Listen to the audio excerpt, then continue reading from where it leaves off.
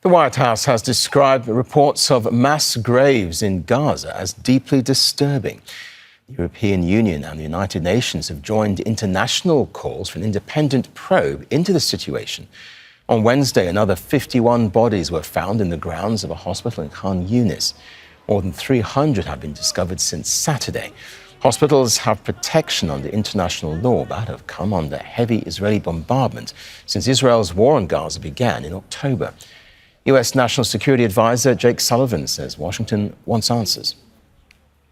Those reports were deeply disturbing. We have been in touch at multiple levels with the Israeli government. We want answers. We want to understand exactly what happened. You've seen some public commentary from the IDF on that, but we want to know the specifics of what the circumstances of this were, and we want to see this thoroughly and transparently investigated so that the whole world can have a comprehensive answer, and we, the United States, can as well. I can't speak beyond that because, of course, we're in the early days of fully understanding what happened.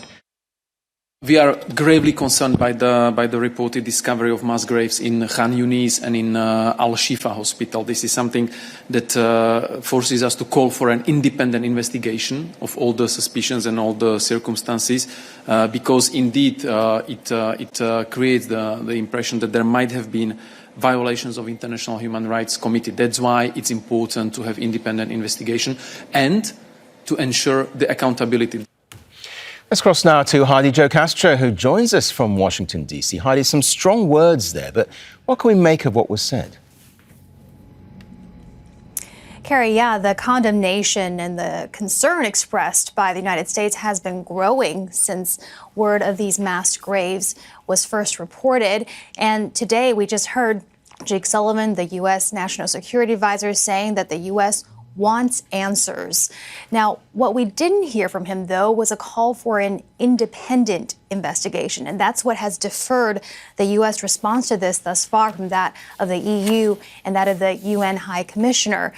Now, we did hear from the U.S. Deputy Ambassador to the UN, who told Al Jazeera earlier in the day that the U.S. was not ready to call for an independent investigation, but rather would be talking to other countries, referencing Israel there, as well as looking at photographs of these atrocities, these potential atrocities.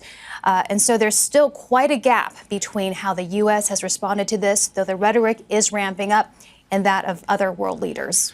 And Heidi, will these words be matched with action, though? Because these graves have been known about for some time.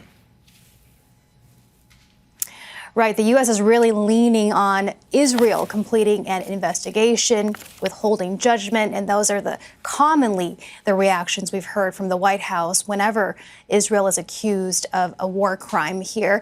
And so there's really no precedent to fall back on that the U.S. has really said that a line has been crossed or that Israel would face any repercussions other than the sanctions on the settlers who have been attacking Palestinians in the West Bank.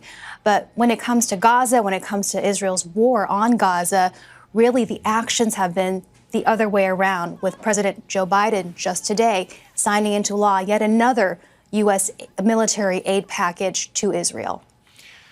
Heidi Zhou-Castro for us there in Washington, D.C. Thank you. Make sure to subscribe to our channel to get the latest news from Al Jazeera.